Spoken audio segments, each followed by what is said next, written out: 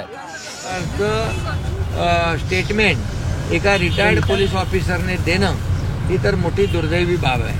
आणि त्याचबरोबर आज साध्वी प्रज्ञाजींनी आज या मालेगाव ब्लास्टमध्ये आदरणीय प्रधानमंत्री मोदीजींचं नाव त्यामध्ये घ्यावं यासाठी त्यांना टॉर्चरिंग केलं आणि त्यांचे हाल केले, त्यांना मोठ्या प्रमाणावर त्रास दिला.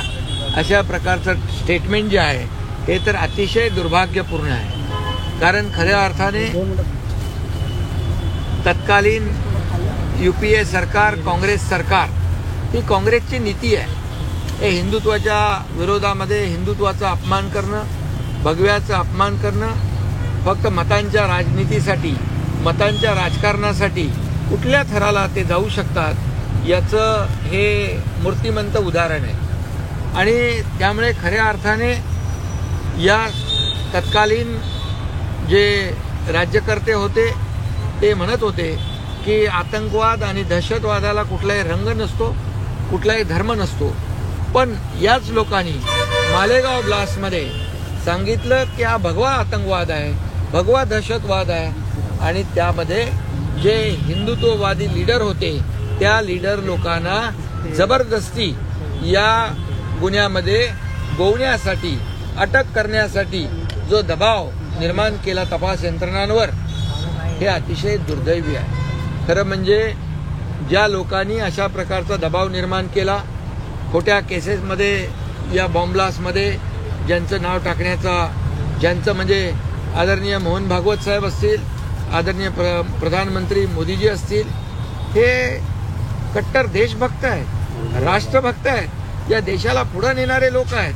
अशा व्यक्तिमत्वांवर आरोप करून खऱ्या अर्थाने भगवा दहशतवाद सिद्ध करण्याचा मनसुबा, कारस्थान, षडयंत्र तत्कालीन सरकारने रचलं होतं, काँग्रेस सरकारने, फक्त आणि फक्त मतांच्या राजकारणासाठी. आणि म्हणून या लोकांनी तर पहिली तर तमाम हिंदू धर्माची, हिंदुत्वाची माफी मागितली पाहिजे. आणि मी एवढंच सांगेन की अशा प्रकारचं दुर्दैवी राजकारण कधी झालं नव्हतं. आणि म्हणून या ज्या लोकांनी या तपास यंत्रणांवर दबाव टाकला त्यांची चौकशी झाली पाहिजे, त्यांच्यावर कठोर कारवाई झाली पाहिजे, त्यांची नार्कोटेज झाली पाहिजे आणि दूध का दूध, पाणी का पाणी हे झालं पाहिजे. त्यांचे खरे चेहरे, यांचा बुरखा जो आहे तो या जनतेसमोर फाटला पाहिजे आणि त्याचबरोबर त्यांचे खरे चेहरे या महाराष्ट्रातल्या जनतेसमोर, देशातल्या जनतेसमोर आले पाहिजे. हेच मला या ठिकाणी ही माझी प्रमुख